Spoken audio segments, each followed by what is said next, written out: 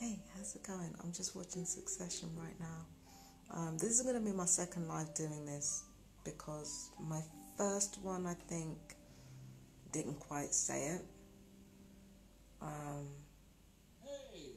this is a really excellent show, by the way.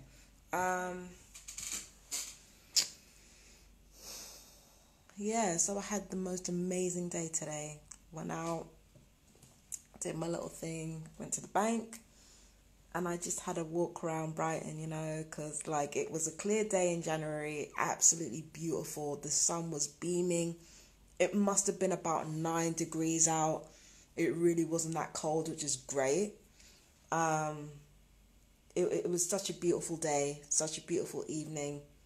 I tried asparagus for the first time, which for me is disgusting when eaten raw. And a lot of people have been advising me, you know what, bake it with lots of butter, like put some melted cheese on it and put some bacon on it. So I might try I've got a few asparagus sticks left, so I might just try a little bit here and there with asparagus. Baby cucumber slap though. Yeah, the baby cucumbers. That's what it's all about, man. The water richness. It's the water richness for me. But yeah, but it was really, really nice. I had a lovely day out. I just wanted to talk a little bit about how going out works for most TIs. I think where I kind of went wrong with the first live was talking about how it affects me in particular. But gaslighting in this way, like having people break into your home and tamper with your things, is something that a lot of TIs go through. And TIs will always tell you, like, in spite of this going on, because the thing is about being a TI is that you're covered on all sides, right? So, it would make sense that when you went out, somebody would break into your home and kind of mess with your things, because gangstalking is something that comes at you from all sides. It weaponizes all things against you in order to break you down. So I think that the effect that it has on many TIs, I think it affects TIs differently. For some, it kind of makes them go out more, because then they don't, they're dealing with the street theatre, but they don't have to deal with their neighbours so much. So they just go out and they just explore stuff and, go out of the way. Some TIs kind of stay at home a lot. I'm one of those TIs that stays at home a lot because I'm a natural introvert. And the thing is, the abuse, it kind of heightens how much of an introvert I actually am. People do break into my house and fuck up my shit. Back in London, somebody broke into my home and spat in my aloe vera juice.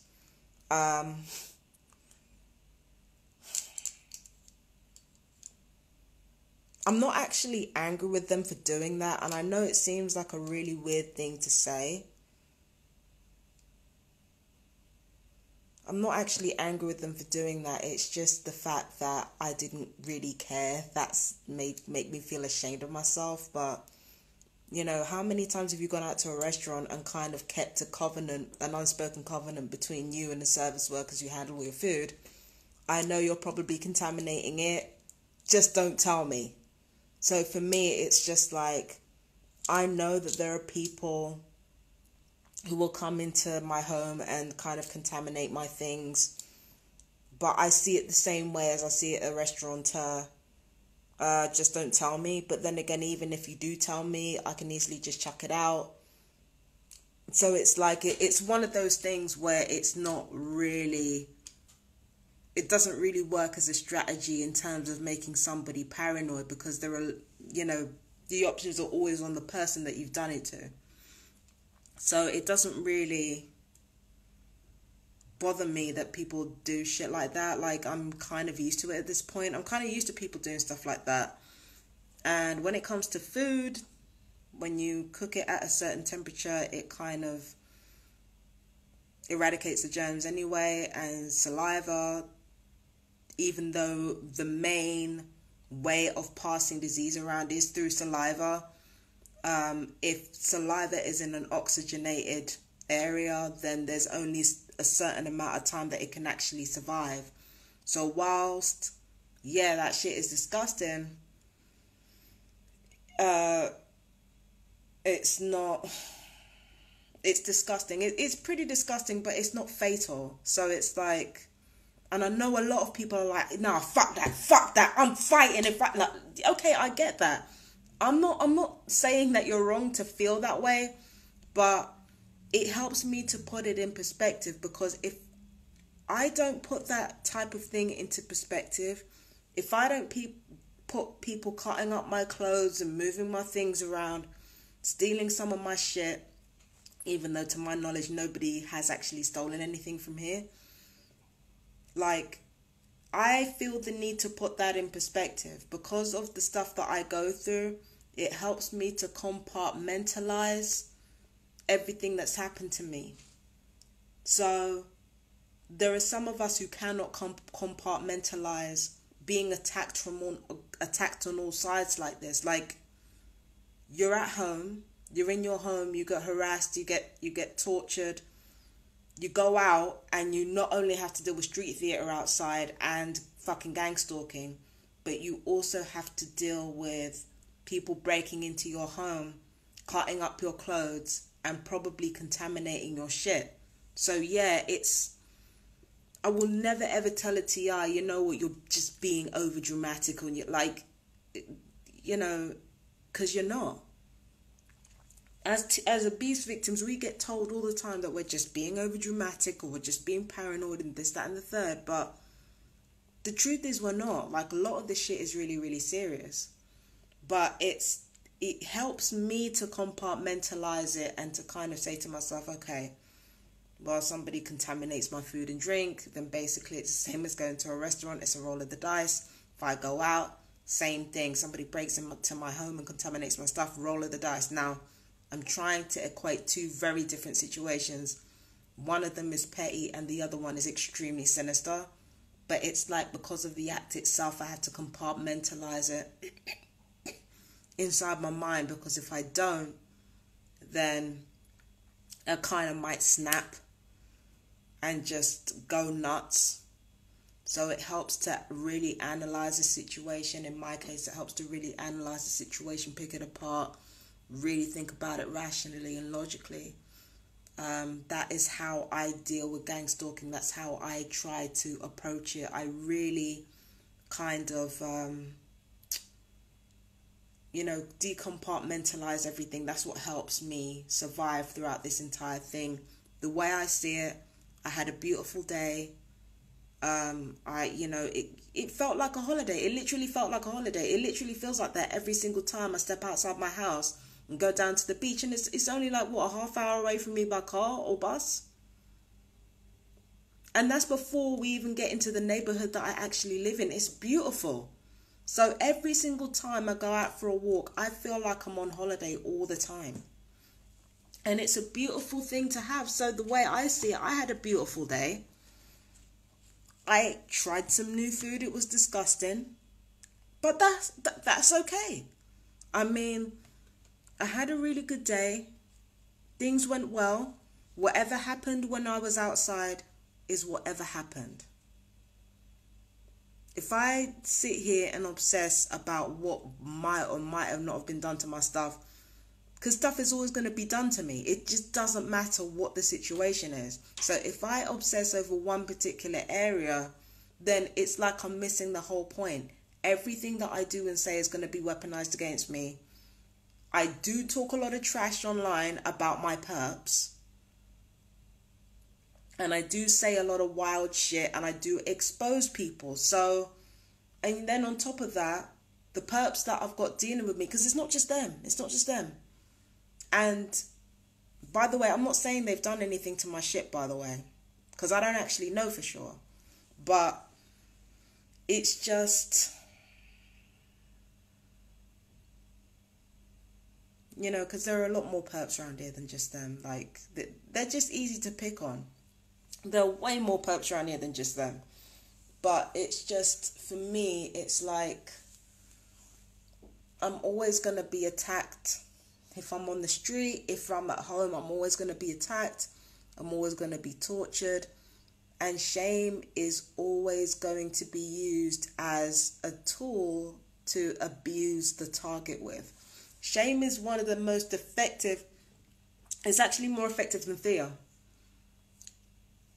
It's actually more effective than fear. People are afraid of me, not because I'm the most violent, not because not even because I'm the smartest, really.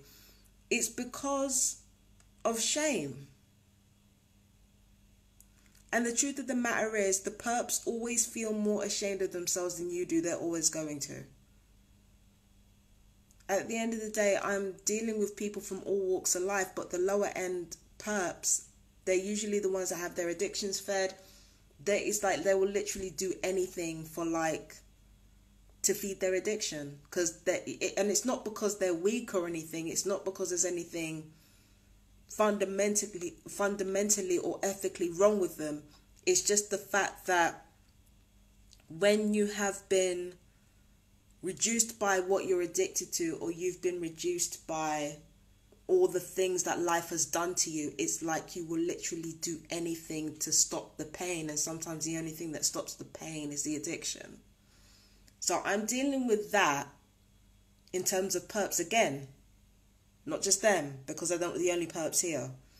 So I'm dealing with that when it comes to perps. I'm dealing with that when it comes to, because they're constantly hurting.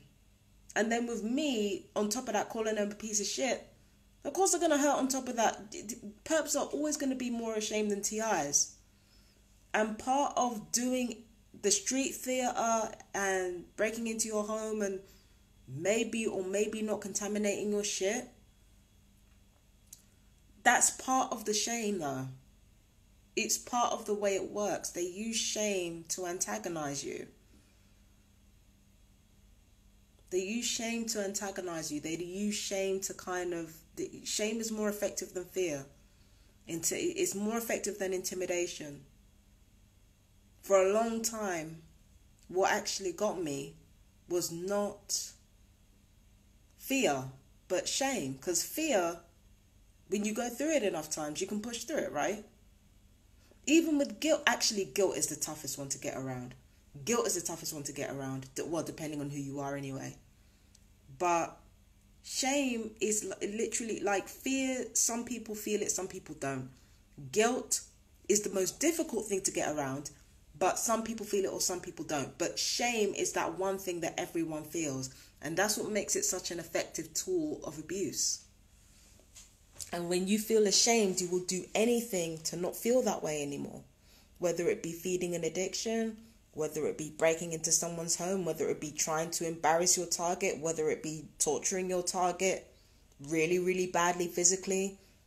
It's like I'm dealing with a bunch of people who would literally would rather do anything else, including kill, rather than be ashamed.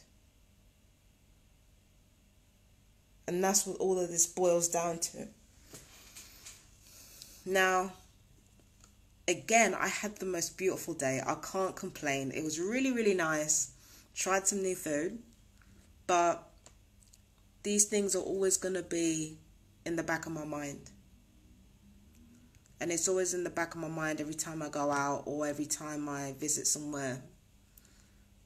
You don't find respite anywhere. It's part and parcel of being a TI, unfortunately. And, you do learn to, sometimes you can deal with it and sometimes you can't. Just like the abuse itself, it happens in cycles.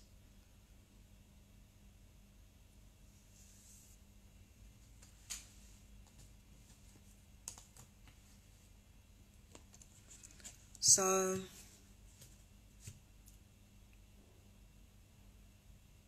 I don't know if anything actually happened while I was away. Probably not, but it's in the back of my mind though sometimes. But if it did, I can't do anything. So why am I going to drive myself crazy about shit I can't do nothing about? I can't control that. I can't control that. You know what I mean? Can't control that shit. Let it go. But anyway, yeah.